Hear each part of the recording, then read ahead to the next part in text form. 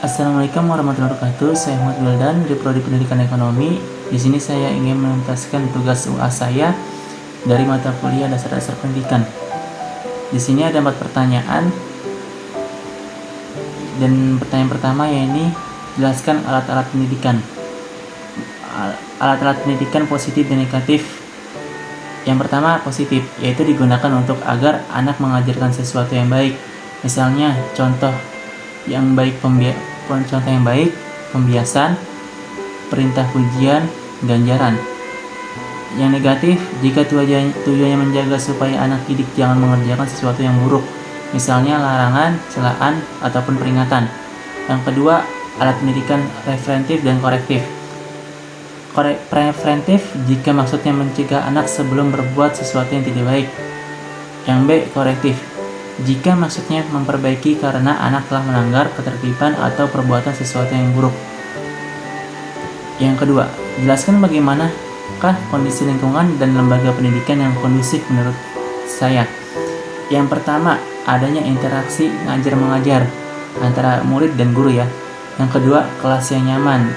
Tentu saja, karena kalau kelas kotor kita nggak bisa kondusif ataupun fokus untuk belajar ngajar. Yang ketiga, lingkungan luar kelas yang bersih. Yang keempat, komunikasi dan hubungan sosial di lingkungan pendidikan. Yang kelima, menjadi guru yang menyenangkan dan baik ke murid dan semua di sekitarnya. Yang keenam, membiarkan siswa berkreasi dan berpikir kritis. Yang ketujuh, menyepakati aturan bersama. Pertanyaan selanjutnya, jelaskan peranan keluarga, pemerintah, dan masyarakat dalam pendidikan Indonesia. Yang pertama, peranan keluarga dalam pendidikan. Keluarga merupakan lembaga pendidikan yang pertama dan utama dalam masyarakat, karena dalam berkeluargalah manusia dilahirkan, berkembang menjadi dewasa. Bentuk dan isi serta cara-cara pendidikan di dalam keluarga akan selalu mempengaruhi tumbuh dan perkembangnya watak, budi pekerti, dan kepribadian tiap-tiap manusia. Pendidikan yang diterima dalam keluarga inilah yang akan digunakan oleh anak sebagai dasar untuk mengikuti pendidikan selanjutnya di lingkungan sekolah. Jelas ya? Jika keluarga tidak mendukung, maka anak tidak bisa sekolah ataupun dia akan merasa stres. Betul? Selanjutnya, peranan pemerintah dalam pendidikan. Pendidikan nasional yang mampu mencerdaskan kehidupan bangsa adalah pendidikan yang bermakna, proses pembudayaan. Pendidikan yang demikian akan dapat memajukan kebudayaan nasional Indonesia. Sini tertera dalam Undang-Undang Dasar 1945 bahwa tujuan pendirian negara adalah untuk membentuk suatu pemerintah negara Indonesia yang melindungi segenap bangsa Indonesia dan tumpah darah Indonesia, serta memajukan kesejahteraan umum dan mencerdaskan kehidupan bangsa. Tentu peran pemerintah dalam pendidikan Indonesia sangat penting ya, karena jika pemerintah tidak membantu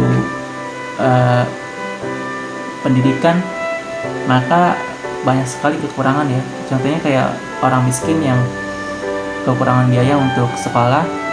Jika ada pemerintah bantuan yang kita ketahui seperti kayak KIP, KJP itu dari pemerintah ya, maka anak-anak yang tadinya tidak sekolah bisa sekolah dan ada keringanan bahkan begini. Peran masyarakat dalam pendidikan selanjutnya. Pendidikan dan masyarakat saling berkaitan. Untuk mengembangkan pendidikan, diperlukan partisipasi dari masyarakat. Masyarakat dalam konteks ini berperan sebagai subjek atau pelaku pendidikan. Tanpa adanya kesadaran masyarakat akan pendidikan, maka negara tidak akan berkembang. Jika akan ketergantungan pada orang atau negara lain yang jauh lebih berkembang dari kita, maka dari itu peranan masyarakat terhadap pendidikan sangat berpengaruh untuk perkembangan wilayah atau negara sendiri. Jelas ya?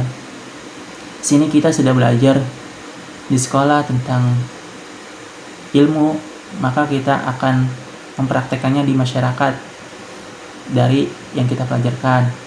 Contohnya kayak perilaku, sopan, bahkan pelajaran ilmu pengetahuan yang kita pelajari bisa kita salurkan ke masyarakat.